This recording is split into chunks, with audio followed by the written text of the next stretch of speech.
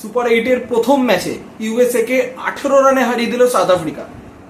তো আজকে sir Vivian Richards স্টেডিয়ামে মুখোমুখি হয়েছিল ইউএসএ এবং সাউথ আফ্রিকা। তো একটি হাড্ডাহাড্ডি কন্টেস্ট হয়েছে। প্রতিটা মুহূর্তে ম্যাচটা পেন্ডুলামের মতো এ প্রান্ত থেকে ও প্রান্তে চলে গেছে এরকম।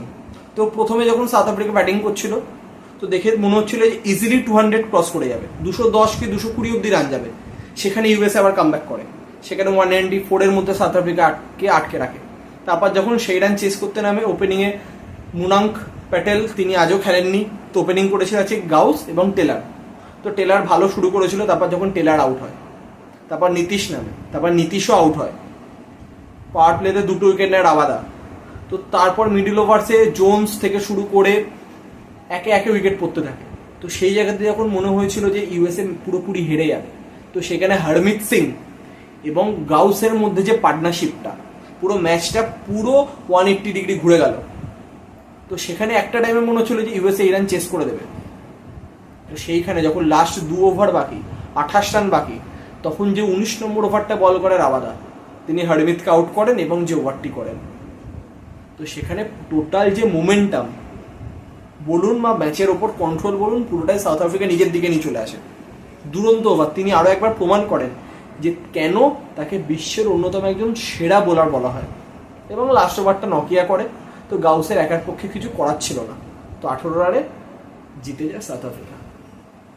তো আমরা যদি একটু ডিটেলসে যদি আসি, প্রথমেই টস জিতে বোলিং করার সিদ্ধান্ত নেয় ইউএসএ।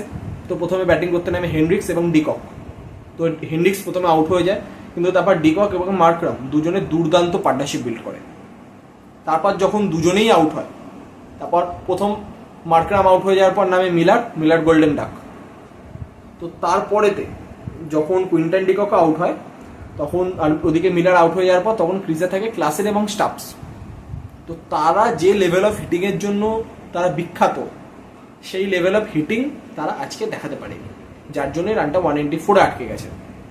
তাহলে এই রান 210 থেকে 220 যেত। এবং উল্টো দিকে ইউএসএর দুরন্ত বোলিং করেছে সৌরভ নেত্রাবলকার, তিনি দুর্দান্ত বোলিং করেছেন তাদের 4 ওভার স্পেলে। আমরা যদি আগে সাউথ আফ্রিকার ব্যাটিং যদি একটু দেখি, de Kock 74, Hendricks 11, Markram 46, Miller 0, Klaasen 22 বলে 36, স্টাফস 16 বলে 20।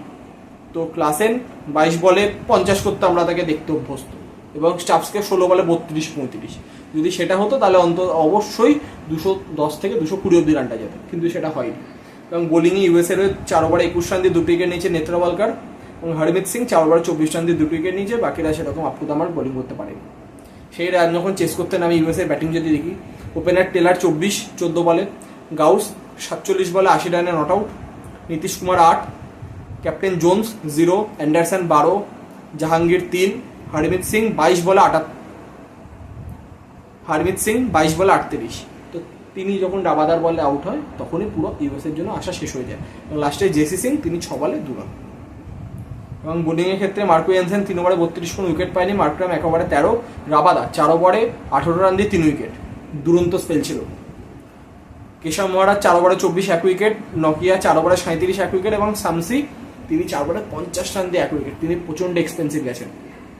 কিন্তু উল্টো দিকে রাবাদা, তিনি যে ওপেনিংয়ে যে ঝটকাটা দিয়েছিলেন এবং 19 নম্বর ওভারে এসে যা বোলিং করেছেন এবং হার্ডমিদের যে উইকেটটা তুলেছেন, সেখানে পুরো ম্যাচ ঘুরে গেছে।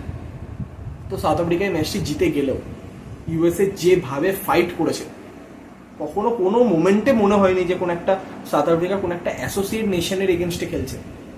তো সবসময় মনে হচ্ছে না একটা হেভিওয়েট টিম। এইটাই হচ্ছে ইউএসএ কেন, যে কোনো অ্যাসোসিয়েট নেশনের থেকে এক্সপেক্টেড। তারা বল দেখে খেলবে, প্লেয়ার দেখে না। তো আমরা অত্যন্ত খুশি ইউএসএর এই পারফরমেন্সে। হয়তো তারা সেমিফাইনাল অবধি যেতে পারবে না, কিন্তু এখনো অবধি টুর্নামেন্টে তারা যা পারফরমেন্স করেছে তাদেরকে সত্যিই স্যালুট করার মতো। তো আমরা সকলে আশা করবো যে নেক্সট ম্যাচে সাউথ আফ্রিকা এই ফর্ম যাতে বজায় রাখতে পারে, এবং উল্টো দিকে ইউএসএ নেক্সট ম্যাচে খুব ভালোভাবে কামব্যাক করতে পারে।